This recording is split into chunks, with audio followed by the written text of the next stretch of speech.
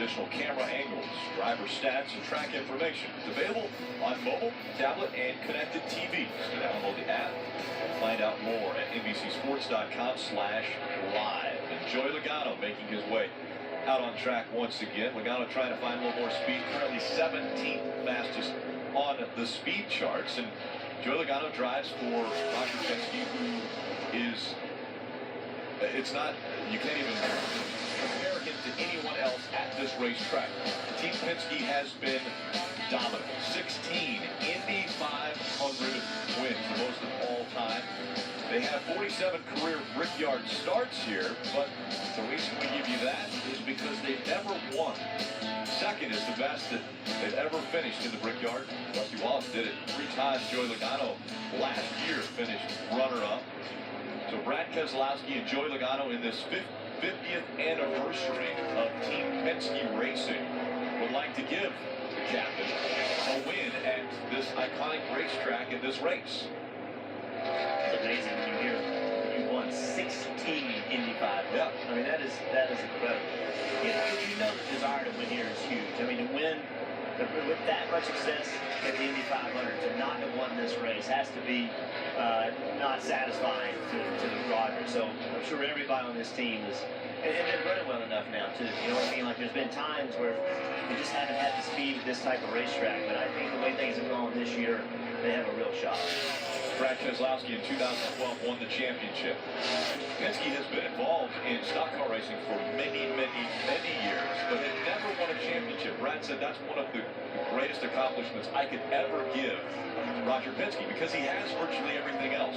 Well, what would it be like to be able to give Roger his first Brickyard 400 win, either Joey Logano or Brad Keselowski? Kelly.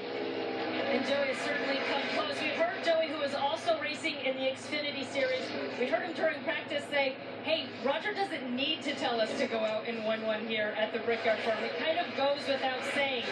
He and his teammate Brad Keselowski are responsible for many milestones, and I talked to Paul Wolfe about it after they got Penske their 100th win. The 2-car also got them their 50th win with the partnership with Ford. And Paul said it's just really remarkable, not just to be a part of the history of this organization, but it's extra special to bring Penske some of these marquee wins. Marquee wins. And Kyle Larson got a marquee win earlier this week. It was in a truck. The Camping World Truck Series raced on dirt at Eldora. And Kyle Larson, so good on dirt, has been close 2 times before, and then it looked as though he was going to get snake bit once again. The right rear tire goes down in the middle of the race, but he has the opportunity to go out, get back up front, and finally win at Eldora in the truck. And he was flexing. And they packed the dirt in pretty hard. He was having a hard time taking the gold shovel and getting a piece of that dirt, which is part of the prize of winning at Eldora. By the way, Eldora is owned by Tony Stewart. And Tony was there getting the track ready and preparing the track for that race. Well, and you mentioned owners when you talk about Penske Racing's 50-year anniversary. You know, think about the owner of this 42 car, Chip Ganassi. Won the Daytona 500, the Brickyard 400, the Indy 500, the 24 Hours of Daytona. Now this year, won over Le Mans, won so much stuff. Look at the history of Indianapolis. 4 500 wins, a 400 win with Jamie McMurray. Only owner, right there. Look at the list of races that he's won.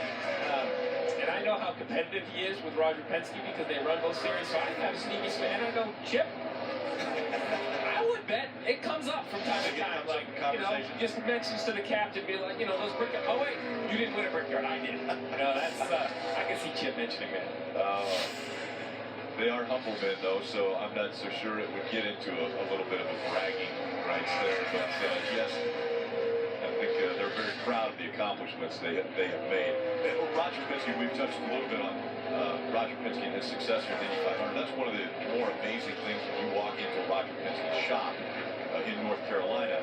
He has all of the helmets of the winning drivers lined up in front of you. And as we mentioned, you know, so many Indy 500 wins, more than anyone else. It's really an amazing sight to walk in and see that line of helmets that have won here. And you look at the comparison, of Team Penske against Roush Fenway Racing. Two teams that have not won at Indianapolis Motor Speedway, the Cup Series. It's been a while since Ford has actually won at this racetrack. If we look at Roush Fenway Racing and Team Penske. Look at the laps of that. Right. It's hard to imagine they've only led 173 laps, 272 laps. I would have never guessed that. And you mentioned Ford, Rick. The last time they were at Victory Lane here at the Brickyard, 1999 with, guess who? Dale Jarrett. Dale Jarrett. His name keeps coming up, but Is he in the Hall of Fame? I think he's there for good reason. But when you think about big races, Trevor Bayne won Sprint Cup win, happened to come in the Daytona 500. I couldn't think of a better place or a better year for Trevor Bayne to get back to Victory Lane. I really think, and I'm guilty of this, that I've overlooked this team at points this year. Trevor Bayne is 17th on the chase grid, coming off a dismal 2015 for all of Roush Fenway Racing. The organization has improved. Matt Pusha has been moved, matched with Trevor Bayne as his crew chief, and they have consistently improved. They started with qualifying, now they brought it to the race, and while I'm not going to pretend that they're out there knocking on the door to win a race, we have yet to see a consistent top 5 runs. I have seen consistent improvement heading in the right direction. Let's go to Mike Massaro.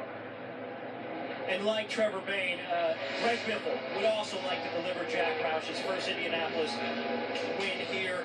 And he does it with a heavy heart here this weekend. You can take a look at the panel on the back, the decal, remembering his father, Jack Biffle, who passed away on Tuesday. Greg here, nonetheless, racing with his memory very much on his mind. Jack Biffle, a big part of his racing career. As for the race car itself, Greg Biffle is out. The car is on the scales. They're A-B'ing it right now, switching over packages. Greg Biffle told me that he felt like the package they had in here at the beginning of practice was pretty solid. Felt like the balance was good, still could use a little bit more speed. This team trying to build on some momentum. 3 consecutive top 10s. They're the only top 10s this team has had all year long, including a 5th place finish in New Hampshire, Rick, their best finish of the year. Jack Biffle, a veteran and an incredible father for Greg, honoring his memory on the car this weekend.